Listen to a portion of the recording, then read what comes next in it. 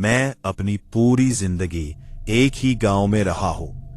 ज्यादातर लोगों के लिए यह एक शांत जगह थी, लेकिन बचपन से ही मैं ऐसी चीजें देखता था जिन्हें बाकी लोग नहीं देख पाते थे। यह गांव एक पुराने कब्रिस्तान के ऊपर बसा हुआ था और कई साल पहले हुए युद्ध में यहां बहुत से लोग मारे गए थे। मुझे अक्सर डरावने सपने आते थे और अजीब आवाजें सुनाई देती थीं, लेकिन कोई मेरी बात पर विश्वास नहीं करता था। सबसे डरावना अनुभव उस दिन हुआ जब मैं अपने कुत्ते को जंगल के पास बहने वाली नदी के किनारे घुमाने ले गया था। वो एक शांत स्वभाव का बैसेट हाउंड था जो कभी किसी पर नहीं भौंकता था। जब वो इधर उधर घूम रहा था, मैं एक पुरानी और छोड़ी हुई नाव पर बैठ गया। चारों ओर बिल्कुल सन्नाटा था कि तभी मुझे अपने पीछे किसी के चलने की आवाज सुनाई दी। मैंने पीछे मुड़कर देखा, वहां कोई नहीं था। मैंने सोचा शायद कोई जानवर होगा और बात को नजरअंदाज कर दिया। कुछ मिनट बाद मैंने एक गहरी और टूटी हुई आवाज सुनी, मार्को। वह मेरी ही नाम पुकार रही थी। आवाज बिल्कुल इंसानी नहीं लग रही थी। मैंने ऊपर देखा और मेरा खून जम गया। पेड़ों के बीच एक लंबी काली आकृति खड़ी थी। उसका सिर नहीं था और उसकी छाती पर दो लाल चमकती आंखें थीं।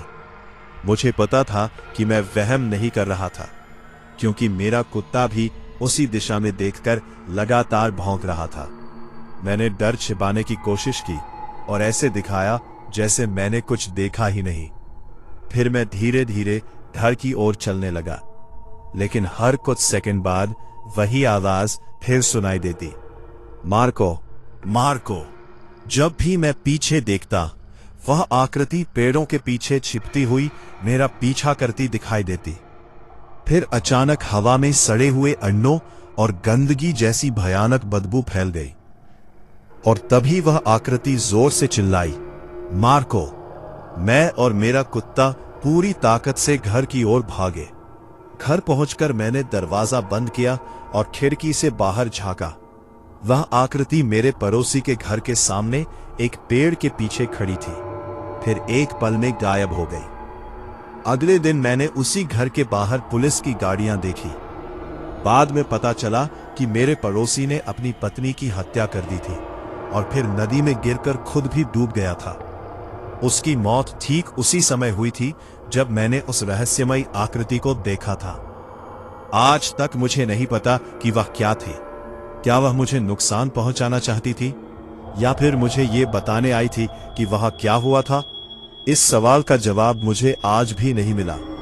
लेकिन उस घटना के बाद जब भी मैं किसी डरावनी या अलौकिक चीज के बारे में बताता हूं, मेरे माता पिता मेरी बात पर यकीन जरूर करते हैं।